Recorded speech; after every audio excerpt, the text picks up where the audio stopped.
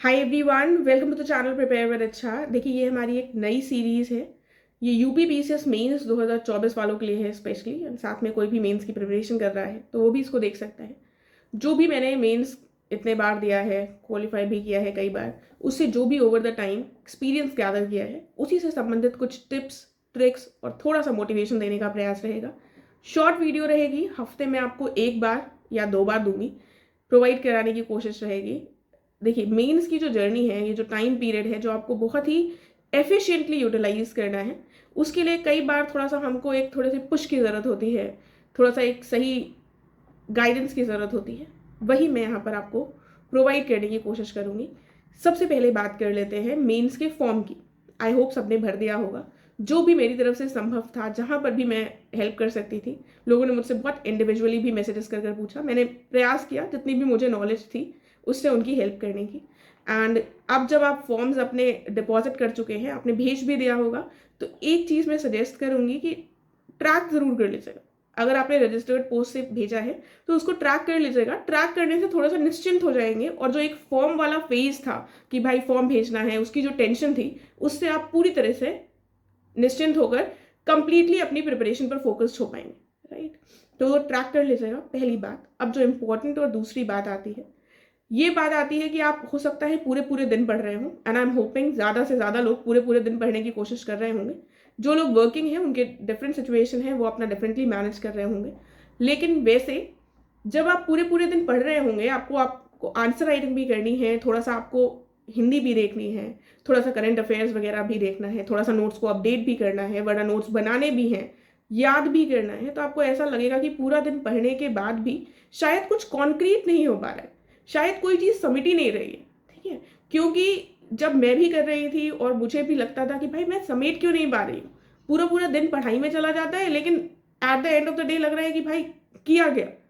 तो ये जो समस्या है, ये मैक्सिमम लोगों के साथ होगी, क्योंकि सिलेबस इतना ज़्यादा वास्ट है और एक ही दिन में आप सिर्फ एक ही चीज़ लेकर नहीं बैठ सकते। और एक ही चीज़ लेकर बैठेंगे तो थोड़ा सा मोनोटोनस भी हो जाएगा, बोरिंग हो जाएगा। तो दो तीनों चीज़ें आपको करनी भी हैं, दो चार चीज़ें साथ में, कि करंट अफेयर्स भी देखा, थोड़ी सी हिंदी भी पढ़ी, थोड़ा सा आंसर राइटिंग तो सबसे मैंडेटरी है वो भी किया, और जो सब्जेक्ट आप मेन पढ़ रहे हैं या फिर जिसके नोट्स बना रहे हैं वो, तो ये तीन चार काम तो आप ना चाहते हो भी आपको साइमल्टेनियसली दिन में करने ही पड़ेंगे। ठीक है, तो इतनी सारी जब हम चीज़ें करते हैं तो हमको कई बार लगेगा कि पूरा दिन हो गया और हम बैठे रहे टेबल चेयर पर, लेकिन हम दिन में कुछ ऐसा आउटपुट कॉन्क्रीट नहीं ला पाए। राइट?